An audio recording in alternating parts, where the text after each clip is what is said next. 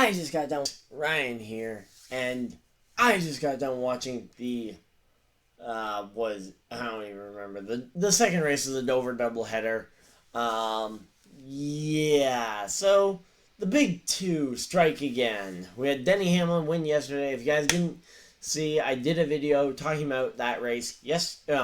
On Saturday, the day that the race happened. You guys can go check out in the eye in the top corner there. Yeah, forgot which side it's on, but yeah, the eye in the top corner, the little card there. If you guys want to go check that out. Of course, I'm going to talk about that one briefly here, but more importantly, I'm going to be talking about race number 2, which was essentially the big two.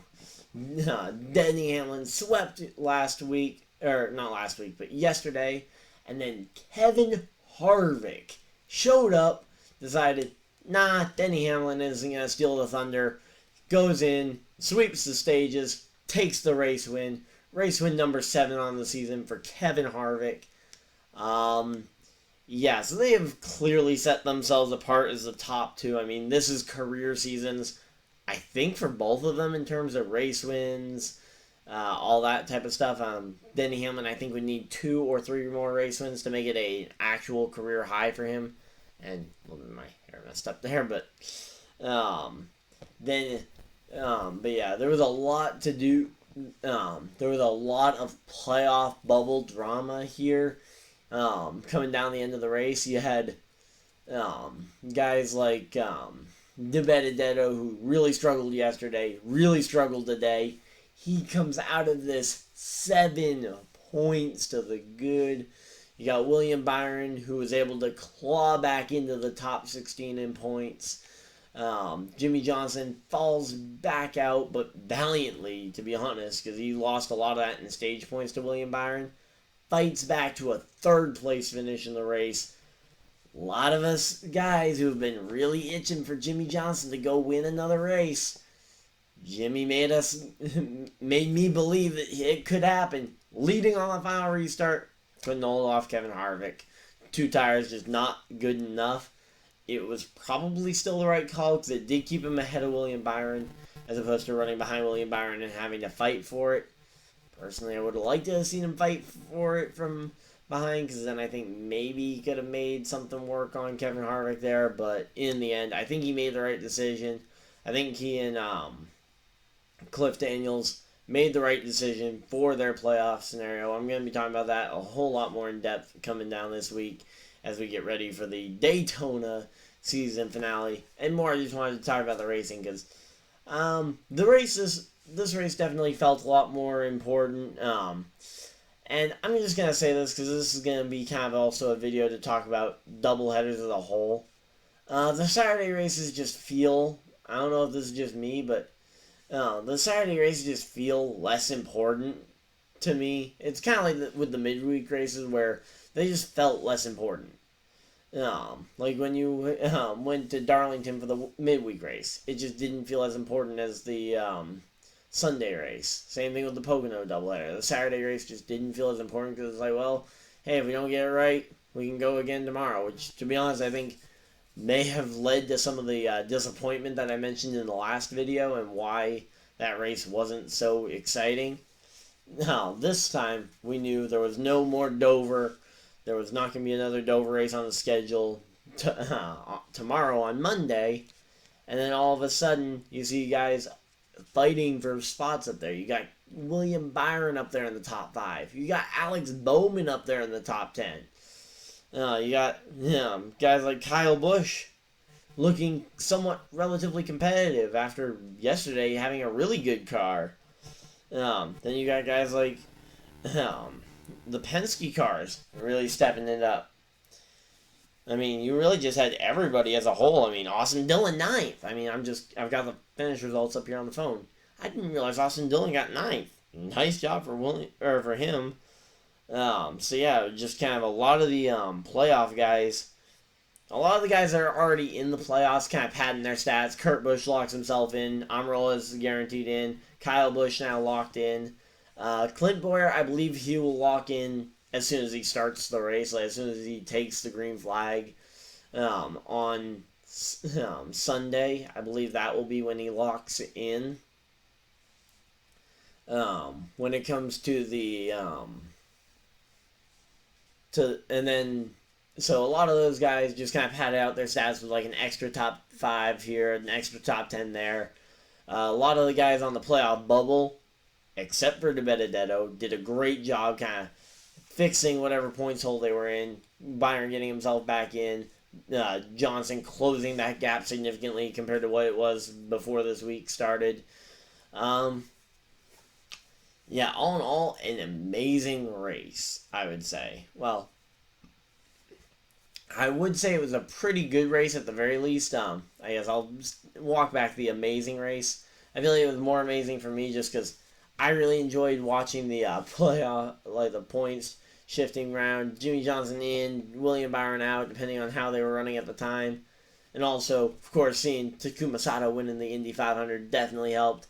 Not really an IndyCar channel here, but I will talk about the Indy 500 just a little bit. Amazing Indy 500 this afternoon. Takuma Sato getting the win. I guess the only detractor is I wish the caution hadn't come out so that Takuma Sato could have proven beyond a shadow of a doubt that even with that caution coming out, or even if that caution hadn't come out for Spencer Pigot, he had that race in lock. I mean, Scott Dixon didn't have something for him there. I mean, the only chance Scott wins that race is fuel mileage. Graham Rahal up there as well. So it was a really good Indy race, but as I've said, I'm not really an IndyCar channel. Probably never will be, but who knows. But yeah, so just wanted to talk about that because that really, I think, lifted my mood before this race. Of course, we also had the Chase Briscoe getting back to victory lane in the Xfinity Series as well. Finally being able to kind of get back into that victory lane for the first time in a while. Cindric has his top 2 streak broken with a 3rd place finish today. Yeah, so all in all, I feel like a lot of this was just kind of guys that are already in the chases in their respective series, just kind of padding their stats. So, yeah, that's kind of what I felt like with a lot of this.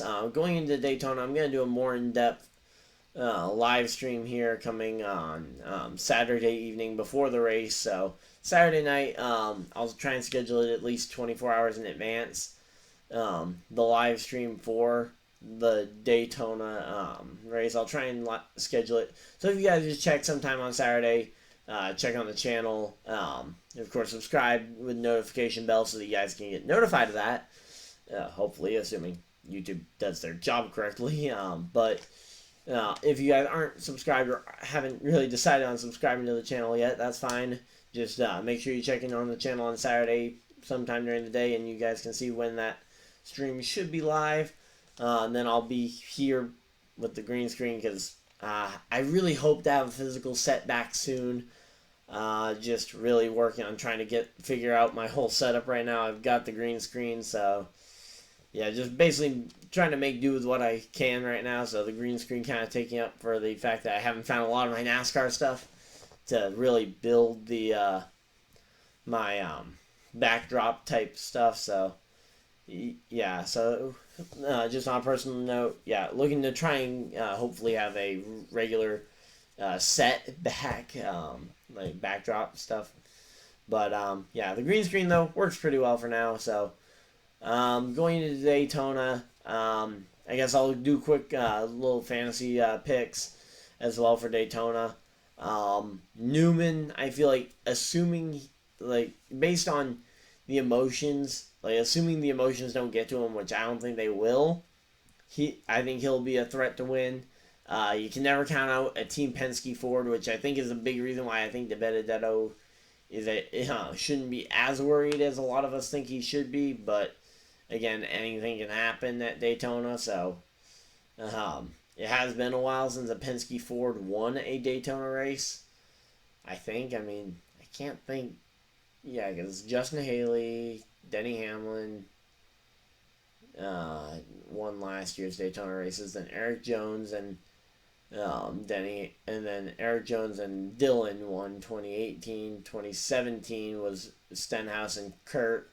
So yeah, it was it was summer of 2016 the last time a Penske Ford won a Daytona race. So I guess that shows that maybe they aren't the most reliable picks, but they're definitely usually up there, I would say.